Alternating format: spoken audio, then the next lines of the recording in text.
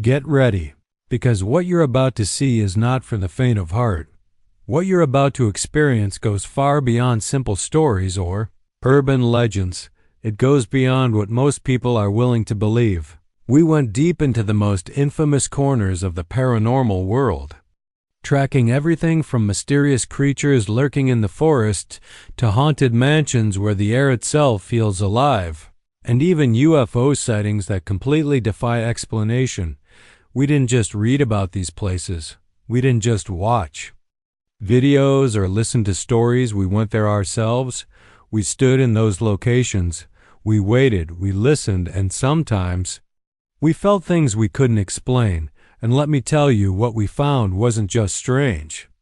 It was deeply unsettling, the kind of unsettling that stays with you, the kind that follows you even after you've left, because by the time we came back, we weren't the same. Something about these places changes you, even if you don't realize it. Right away, we came back with far more questions than answers, questions that don't go away easily, questions that keep coming back when everything is quiet, questions that make you wonder if some things are better left alone. If you've ever wondered whether the world holds secrets beyond what we can see or understand, then you need to stay with us, because what we experienced feels real, too real to ignore. We faced the Mothman. We explored the Terrellweed House. We wandered through the haunted halls of Via Monima, and we chased the mysterious Phoenix lights. Each place different, each experience unique, but somehow all connected by the same feeling. And by the end of all of it, we genuinely regret what we uncovered, not because we didn't find anything, but because we might have found too much. Our journey began in Point Pleasant, West Virginia, a quiet town that lives and breathes the legend of the Mothman. At first glance, it looks like any other small town: peaceful streets, simple buildings, people going about their daily lives, nothing that immediately feels out of place, nothing that warns you about what this place is known for. But the deeper you go, the more you realize that something here is different. Something has stayed with this town, something that hasn't faded over time. People claim to have seen him wandering the outskirts of town, a towering figure with enormous wings and eyes that glow a deep, haunting red, not just once, not just by one person, but again and again over the years, across different locations, across different moments. Some describe him as 6 to 8 feet tall, sometimes gray, sometimes brown, but always imposing, always unnatural, always out of place, the kind of presence you don't forget, the kind of presence that doesn't feel like it belongs in this world. The details are consistent enough across eyewitnesses that it becomes impossible to ignore. Too many people describing the same shape, the same height, the same wings, the same eyes, too many details lining up perfectly, even when the people have never met to prepare. We even brought specialized gloves to handle the creature in case of a close encounter. It might sound ridiculous. It might sound like something out of a movie, but when you're stepping into something like this, you don't take chances. Because the truth is, you don't know what's real until you see it for yourself, and by then, it might already be too late. The Mothman first appeared in 1966. And though most sightings happen at night, the impact it left behind has never faded. Decades have passed, but the stories haven't stopped. Imagine standing in complete darkness. No lights, no sound, just the stillness of the night, and then suddenly, something moves above you. Not loudly, not suddenly, but silently. Wings spanning up to 15 feet, gliding through the air without a single sound, and then those eyes, bright red, locked onto you. Unmoving, unblinking, watching. Some say those eyes are unlike anything they've ever seen, not just glowing, but intense, almost unnatural in color, a shade that doesn't feel real, a color that burns itself into your memory, something you remember long after everything else fades. Theories about the Mothman are everywhere. Some believe it's an omen, a warning sign, appearing before disasters, trying to signal something that's about to happen. Others think it's a creature we simply don't understand yet, something that exists in the shadows. avoiding detection, living just outside of what we consider normal, and then there are those who believe it's something much darker, something that doesn't follow the rules of nature, something that isn't meant to be explained. The town of Point Pleasant has embraced the mystery, but not in a way that feels completely comfortable. It's a mix of curiosity and caution. They host annual Mothman festivals, celebrate it, turn it into something people can interact with, something they can understand.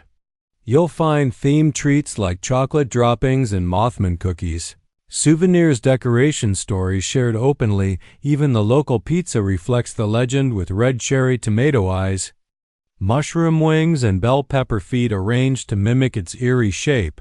It sounds fun, almost harmless, almost like a joke, but when you're actually there, it feels different. Walking through the town, you begin to understand how deeply this legend is rooted in the community.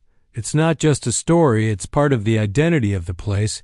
You see it everywhere, in small details and conversations. In the way people react when you bring it up. A statue stands in the center, proudly representing the creature, tall, shiny, almost larger than life, its metallic body reflecting light from every angle, its glowing eyes staring directly at you, not just as a symbol, but almost like a reminder. Even the most skeptical person feels something standing there, a slight pause, a moment of hesitation, a quiet thought that maybe there's more to this than just imagination. And yet, at the same time, there's warmth in the town, a strange mix of excitement and unease, like the locals have found a way to live with it, to accept it, to respect it without fully understanding it.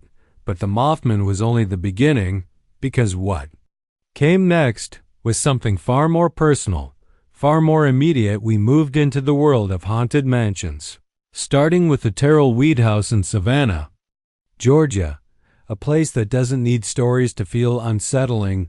You can feel it the moment you walk in. The air changes. The silence feels heavier. Every step sounds louder than it should. Built in 1840, it was home to Francis Terrell and later acquired by Henry Davis Weed, a place filled with history, layer upon layer of it, but also filled with something else, something that doesn't show itself immediately, but makes itself known over time. This historic mansion is said to host numerous spirits, not just one presence, not just one story, but many different energies, different experiences, from playful children to former residents who never truly left. Walking through its halls, the atmosphere feels thick, like something is pressing in around you. The dining room, rarely explored during tours, has reports of furniture moving on its own, slow shifts, small movements, things that shouldn't happen. Candlesticks lifting slightly, then settling back down as if something invisible is interacting with the space. The parlor rooms carry scents that shouldn't exist anymore. Brandy cigars, faint but noticeable, like echoes of moments that never fully disappeared. We attempted to communicate with whatever might be there, speaking into the silence, asking questions, waiting for any kind of response, and at first, nothing, just quiet. But then, things started to change. Candlesticks shifted, chairs moved slightly. The air felt different, heavier, charged, like something was listening closely, like something was aware of us downstairs. In what's known as the surgery room, everything became more intense. The energy felt different, less subtle, more direct. This was once used by Frank Terrell, a doctor, a place connected to pain, to fear, to moments that people didn't survive. People have reported seeing shadows pacing back and forth, slow, deliberate movement, feeling touches with no one there, light but undeniable, even glimpsing a young girl playing hide and seek, appearing briefly, then disappearing, never staying long enough to be fully seen. The feeling of being watched became overwhelming, not imagined, not uncertain, but constant. Every step we took echoed louder than it should.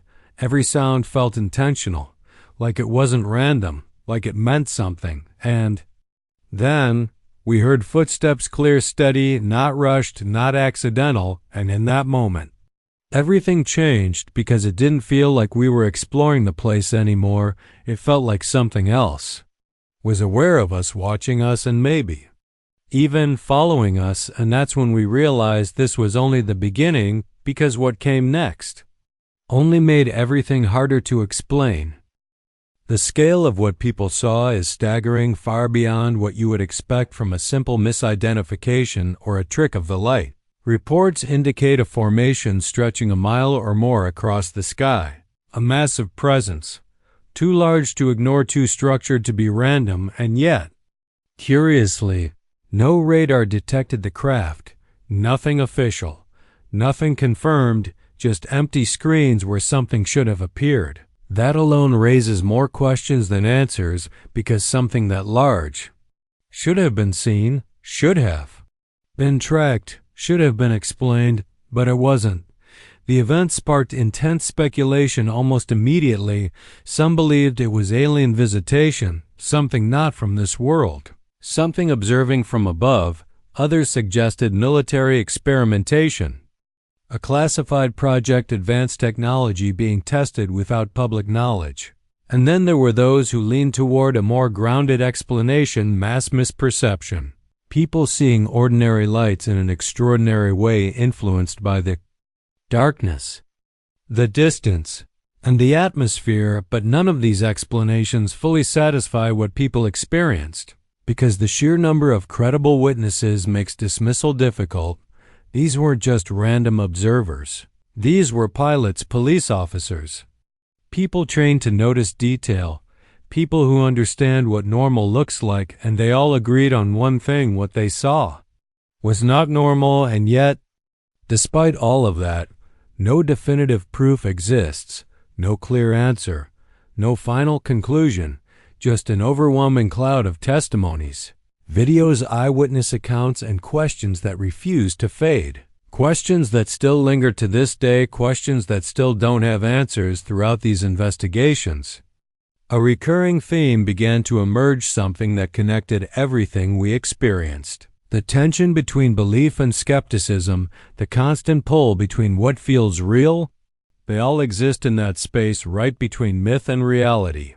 Never fully one, never fully the other, challenging our understanding of the world, pushing the limits of what we think is possible.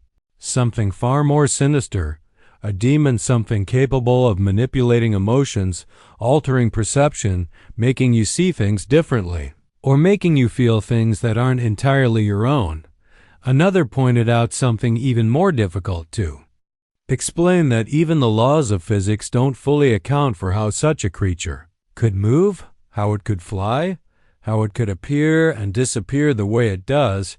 And when you start thinking about that, the mystery only grows deeper in haunted locations, quick glimpses of something that disappears the moment you focus on it, each moment small on its own, but together, impossible to ignore. During the post-mortem discussions, things became even more complex. Questions from viewers added another layer of intrigue, another level of uncertainty.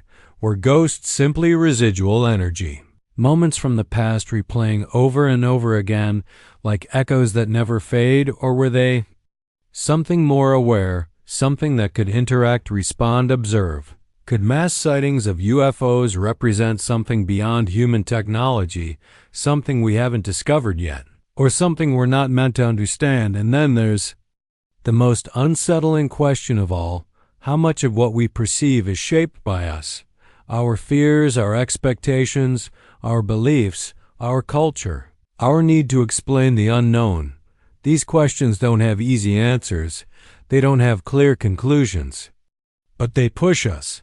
They force us to think deeper, to question more, to consider possibilities we might otherwise ignore. In Savannah, the Terrell Weed House revealed a powerful contrast between beauty and darkness, between history and something far more unsettling.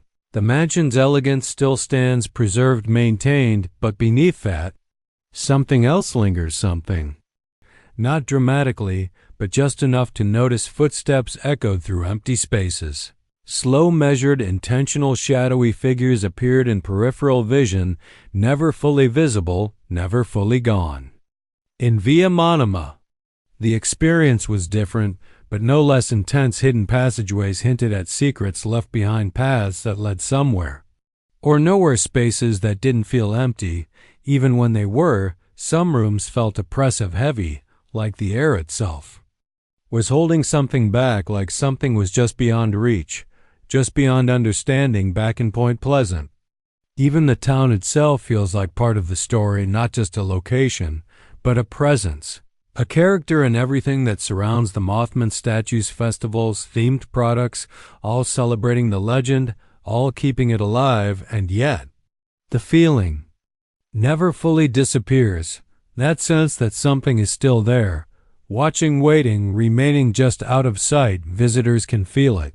So if you're drawn to the strange, the unexplained, the otherworldly, remember, the world is far bigger than it seems, far stranger than it appears, and far more mysterious than we're ready to accept. Some encounters will leave you shaken, some will leave you questioning everything, and some might leave you wishing you had never experienced them at all.